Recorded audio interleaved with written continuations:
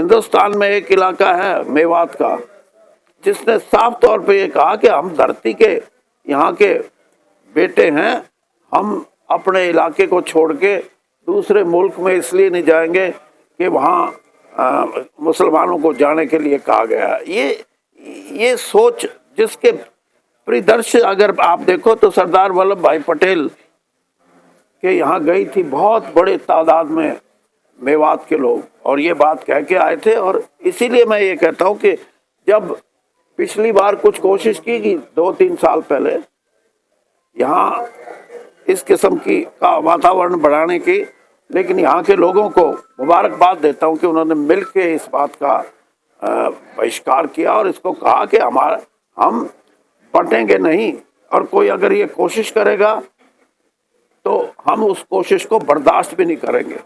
तो ये एक बहुत बड़ी जीत थी इस इलाके की। और चौधरी साहब आपको यकीन दिलाता हूँ, ज़्यादा बात ना कहते हुए, जो आप आदेश देंगे हमारे लिए मान्य होगा।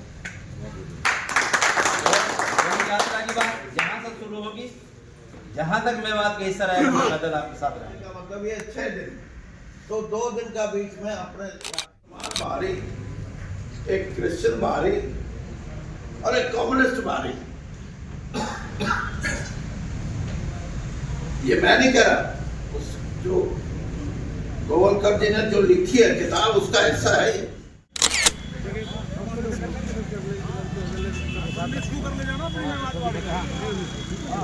देखिए, सद्भाव यात्रा है, सद्भावना नहीं है। नंबर 1 बात तो ये सोच लो।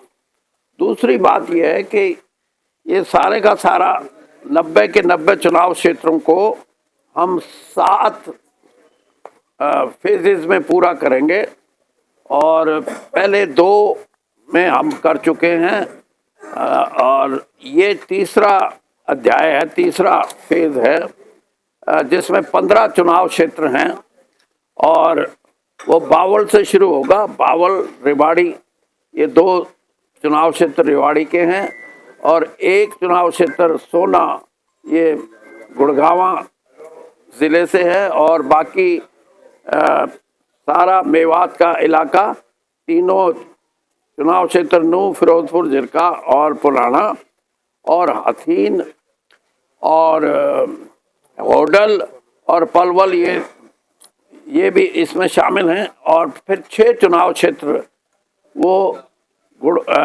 फरीदाबाद ज़िले के हैं, जिसमें 15 चुनाव क्षेत्र होंगे, और इसकी शुरुआत 18 तारीख से होगी। और यहाँ सोना में 21, 22 और 23 तारीख को 2 दिन, पहले दिन जो यात्रा है वो हमारी रेवाड़ी से एक समापन करके और तावड़ू से शुरू होएगी, और दूसरा दिन सोना के क्षेत्र में होगा। और यात्रा पैदल चलने का है सभी यात्रियों का, और लगभग 3,500 किलोमीटर का 90 चुनाव क्षेत्रों में पैदल यात्रा होगी। और सद्भाव की मुझे ये उम्मीद है कि इस इलाके में गुड़गांवा का इलाका है, रेवाड़ी का इलाका है, और नूह और पलवल, इन इलाकों में बहुत बड़ा जन समर्थन इस यात्रा को मिलेगा, क्योंकि पिछले काफ़ी समय से बीजेपी पार्टी और सरकार बीजेपी की मदद से कहीं ना कहीं किसी न किसी रूप में हमारा जो भाईचारा है, सद्भाव है, उसको कमज़ोर करने की कोशिश की गई। और उस कोशिश का अगर मैं ये कहूँ कि उनका निशाना ये था कि हमारे को ख़ास तौर पे देहात के इलाके में, जहाँ सदियों से लोग इकट्ठा रहते हैं, उसमें ये बिरादरी नहीं देखते, बल्कि कौन किस धर्म से है, कौन किस जाति से है, बल्कि इकट्ठा रहने की एक हमारी परंपरा है। और उस परंपरा के कहीं ना कहीं उसके अंदर दुराव पैदा करके एक ऐसी परिस्थिति बना के कि सामाजिक रूप से उनको बांटा जाए, तो इस प्रयास में उनको कहीं ना कहीं सफलता भी मिली है इस पिछले चुनाव में, खास तौर पर विधानसभा के चुनाव में। लेकिन अभी भी मेरा अपना ये सोच है कि वो समाज को नहीं अलग कर सके, उनमें दुराव नहीं पैदा कर सके। वोट की बात अलग है, हम भी ये मान सकते हैं कि वोट तो पार्टी के हिसाब से भी दी जाती हैं, अपनी पसंद के हिसाब से भी दी जाती हैं, लेकिन सामाजिक दुराव पैदा करके समाज में बांटने की जो एक कोशिश है, ये हमारे को बर्दाश्त नहीं है, हरियाणा के लोगों को, क्योंकि ये हमारी सभ्यता संस्कृति का एक अंश है। और ये इसलिए नहीं है, आप अगर मिसाल के तौर पे भी देखोगे, हिंदुस्तान में एक इलाका है मेवात का, जिसने साफ तौर पे ये कहा कि हम धरती के यहाँ के बेटे हैं, हम अपने इलाके को छोड़ के दूसरे मुल्क में इसलिए नहीं जाएंगे कि वहाँ मुसलमानों को जाने के लिए कहा गया। ये सोच जिसके परिदृश्य अगर आप देखो तो सरदार वल्लभ भाई पटेल के यहाँ गई थी बहुत बड़े तादाद में मेवात के लोग, और ये बात कह के आए थे। और इसीलिए मैं ये कहता हूँ कि जब पिछली बार कुछ कोशिश की गई 2-3 साल पहले यहाँ इस किस्म की का वातावरण बढ़ाने की, लेकिन यहाँ के लोगों को मुबारकबाद देता हूँ कि उन्होंने मिल के इस बात का बहिष्कार किया और इसको कहा कि हम बटेंगे नहीं, और कोई अगर ये कोशिश करेगा तो हम उस कोशिश को बर्दाश्त भी नहीं करेंगे। तो ये एक बहुत बड़ी जीत थी इस इलाके की, और इसी परिप्रेक्ष्य में सारे हरियाणा में हम घूम के यही कहते हैं कि जो हमारा सद्भाव है, जिसको हम वननेस बोलते हैं, भाईचारा बोलते हैं, कांग्रेस की सद्भाव यात्रा में आपने देखा होगा कि कांग्रेस का नारा और हमारा भाईचारा, कांग्रेस का हाथ भाईचारे के साथ, ये इस नारे के साथ निकले हैं। और राहुल गांधी जी ने इस यात्रा को ब्रिजेंद्र सिंह को कहा कि आपकी ये इच्छा है तो आप इसको शुरू करें, सब लोगों को जोड़ के चलें। और मुझे खुशी है इस बात की कि कांग्रेस के लोग, कांग्रेस के कार्यकर्ता खास तौर पे बड़ी संख्या में इस यात्रा से सहमति रखते हैं और इस यात्रा में हिस्सा ले रहे हैं।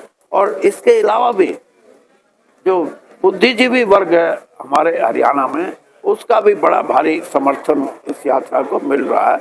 आज मैं यहाँ 2 दिन की यात्रा का जो रूट है कि पहले दिन कहाँ जाएंगे, दूसरे दिन कहाँ जाएगी, उसको तय करने के लिए अपने साथियों को बुलाया। और अध्यक्ष हैं हमारे मेवात के, उनका भी मैं आभार व्यक्त करता हूँ। लेकिन इनसे ये भी कहा कि अगली जो 3 विधानसभा हैं, नूह, फिरोजपुर, झिरकार, पुनाना, उनकी मीटिंग भी हम 19 तारीख को सुबह 10 बजे नूह में करेंगे। तो अध्यक्ष जी ने कहा कि आप तीनों चुनाव क्षेत्रों से हम लोगों को आमंत्रित करेंगे और उसमें भी 3 चुनाव क्षेत्रों का रूट तय किया जाएगा। आपको फायदा हो रहा है, लगातार कांग्रेस पिछड़ती जा रही है, इसके बारे में आप क्या कहेंगे? आप काफी ये पिछड़ाव तो आपकी सोच का हिस्सा है, क्योंकि आजकल तो प्रेस जैसे भी बोलती है वो हमारे को भी मानना पड़ता है कि हम पिछड़ गए। लेकिन आपको मैं सिर्फ इतना बताना चाहता हूँ कि हरियाणा को छोड़ो, आप देश की राजनीति में भी हम 51 से 99 पे आए हैं। तो ये पिछड़ा हुआपन है या ये बता दें सर? एक बाबा जो है तो हिंदू राष्ट्र बनाने के लिए पूरे देश में घूम रहा है यात्रा लेकर, तो उसको आप किस तरीके से देखते हैं?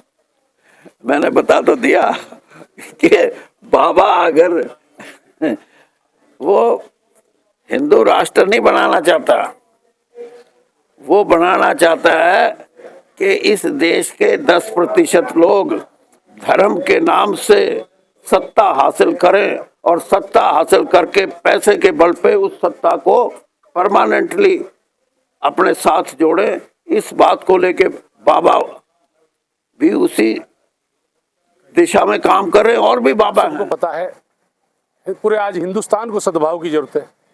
पूरे मुल्क के अंदर जिस तरह से नफरत की राजनीति भारतीय जनता पार्टी कर रही है, उसी को देखते हुए हरियाणा के अंदर भी लोग नफरत की पार्टी चल रही है।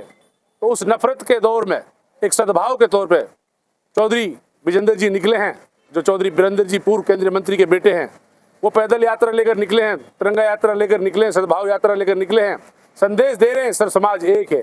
आज देश की एकता और अखंडता के लिए काम करना होगा, हम सबको मिलकर राजनीति से ऊपर उठ के काम करना होगा। हमारी जो सद्भावना यात्रा के जिन्होंने शुरुआत करी है वो वीरेंद्र सर हैं और पूरे काफिले के साथ इन्होंने इस यात्रा का आह्वान किया है और आप देखिएगा ये यात्रा एक बहुत बड़ा रूप लेगी आने वाले समय में। हरियाणा में जो हमारी सीटें खराब हुई हैं उनको जोड़ने का काम कर रहे हैं, आपसी भाईचारे को बनाने का काम कर रहे हैं। इस यात्रा से बहुत अच्छा संदेश जा रहा है।